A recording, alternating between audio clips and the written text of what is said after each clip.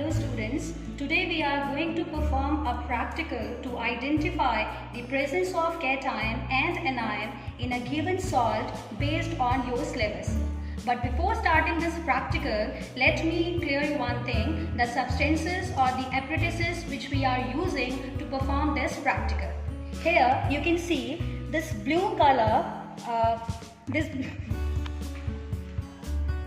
This is your test tube strand which is used to hold the test tube. Here we have already placed 4 test tubes. Let me just show you the test tube. These are which we have placed here. These are the test tube and it look like this. It is basically of capacity of 10 ml. Clear? This is your test tube. Now these two are the reagent bottles which we have taken. In one reagent bottle we are having the ammonium hydroxide solution. In the another bottle we have taken the barium chloride solution. This is the cupric sulfate salt in which you will identify the presence of the copper and the sulfate ion. This spoon shape, it is basically a spatula which is used to take out the salt or the substance which you required for performing the practical. Now, with the help of this spatula, we will take a full spoon cupric sulfate in your watch glass. This is basically the watch glass where you have to place the salt before performing the practical. Now we will start the practical. This is your test tube. In this test tube we will take a very little amount of this salt.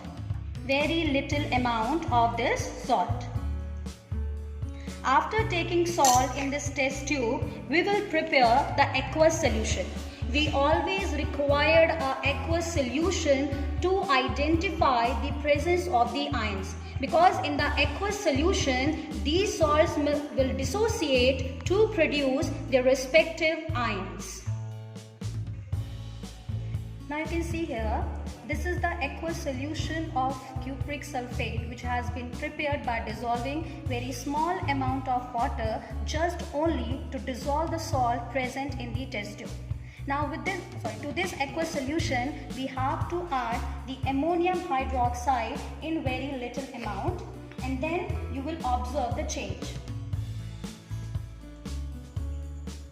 After adding ammonium hydroxide in very small quantity, you will observe pale blue color precipitate. Now we will add ammonium hydroxide in excess, and then again you will observe the change.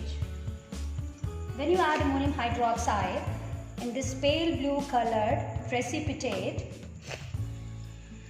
in excess, you will get this inky blue colored solution.